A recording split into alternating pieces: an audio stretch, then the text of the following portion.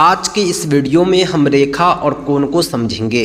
रेखा क्या होता है, यह कितने प्रकार के होते हैं, इसकी क्या परिभाषा है, साथ ही साथ गणित में कोण क्या होता है, कोण किसे कहते हैं, यह कितने प्रकार के होते हैं, सारी जानकारी हम आपको आज के इस वीडियो में साझा करेंगे।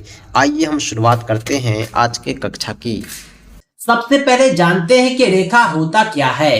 वास्तविकता में रेखा जो होता है लाइन को कहते हैं। कोई भी लाइन जिसका एक शुरुआत हो दूसरा अंत हो, चाहे शुरुआत या अंत कुछ ना हो, ये रेखा होता है। रेखा टेढ़ी मेढ़ी भी हो सकती है, सीधी भी हो सकती है, तिरछी भी हो सकती है, वक्र भी हो सकती है। दो बिंदु को मिलाने का जो पाथ होता है ये रेखा होता है।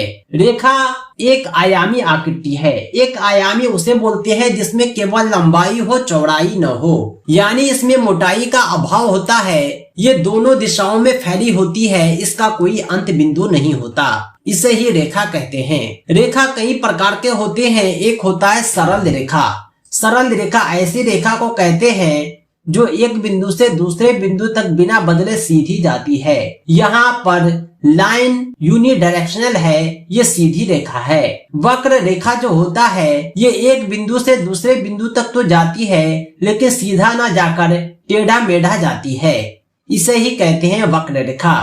रेखा के दूसरे प्रकार संगामी रेखा होता है।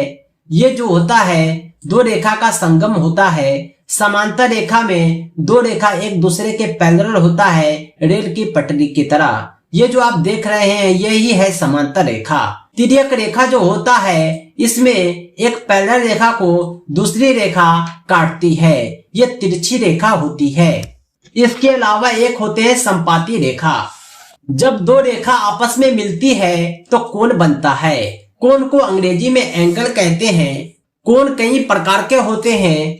एक होता है न्यून कोण। न्यून का मतलब होता है कम। कितना से कम? 90 से कम।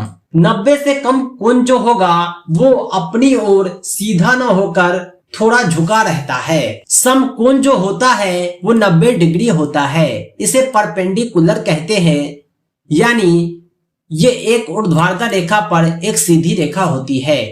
अधिक कोण जो होता है अधिक होता है, 90 से अधिक होता है, यानी ये बाहर की ओर झुका रहता है।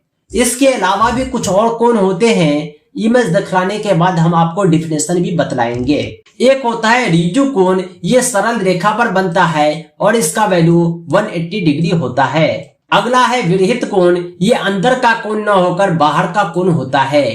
पूर्ण कोण उसे बोलते हैं जो चारों ओर घूमने पर प्राप्त होता है, इसका वैल्यू 360 डिग्री होता है। आइए हम आपको डिफिनेशन समझाते हैं एक एक करके। सबसे पहला था समकोण, इसे राइट एंगल कहते हैं। किसी कोण के एक भुजा का मान जब 90 हो, पूरी 90, तो वो समकोण कहलाता है।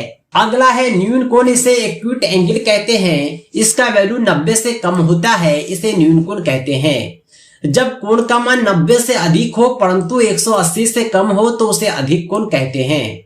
इसके अलावा भी एक होता है रिफ्लेक्स एंगल।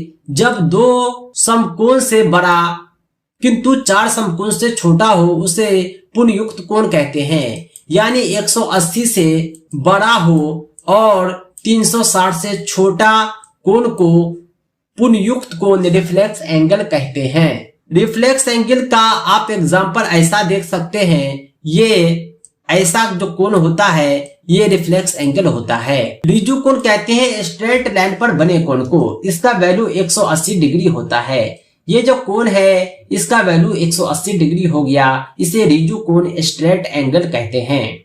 अगला है कोटि पूरक कोण। जब दो कोणों की मापों का जोड़ 90 डिग्री हो वो कोटि पूरक होता है।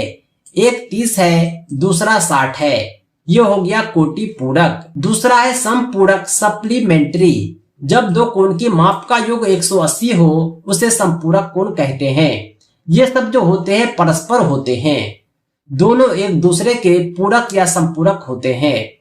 180 पुराने के लिए आप एक को 110 दूसरे को 70 कर सकते हैं। ये कुछ भी रेंडमली एग्जाम्पल होगा लेकिन दोनों को जोड़ने पर 180 आ जाता है।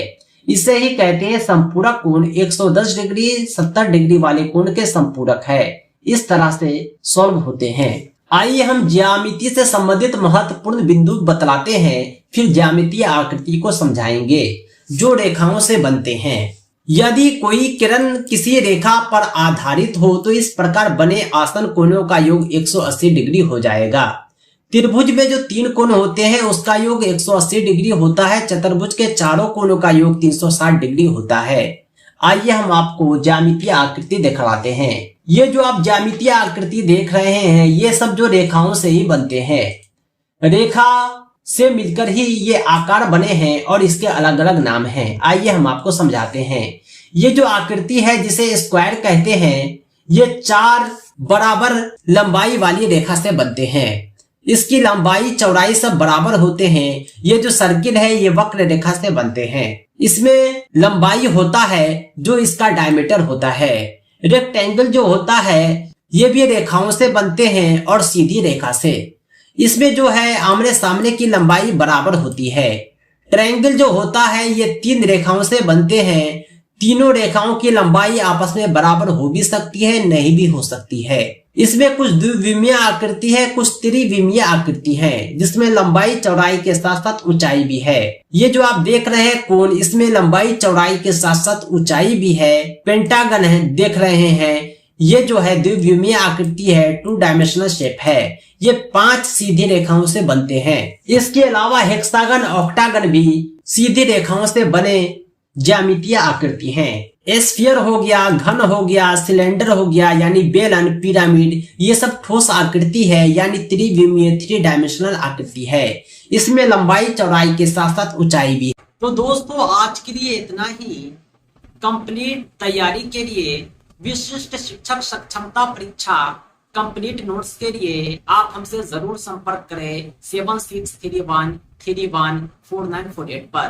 पाठ्यक्रम आधारित संपूर्ण अध्ययन सामग्री के माध्यम से कम समय में आप बेहतर तैयारी कर पाएंगे और अपनी सफलता सुनिश्चित कर पाएंगे और राजकर्मी का सपना आपका पूरा हो पाएगा। दोस्तों इस सक्षमता परीक्षा के नोट्स और अपडेट के लिए आप हमारी वेबसाइट www.teacherahmed.com को भी विजिट करें। साथ ही साथ हमारे एंड्रॉयड ऐप टीचर अहमद को प्ले स्टोर से जरूर डाउनलोड करें। इसका लिंक आपको इस वीडियो के डिस्क्रिप्शन में भी मिल जाएगा। दोस्तों आज के लिए इतना ही। हम मिलते हैं नेक्स्ट वीडियो में एक अमेजिंग टॉपिक के साथ।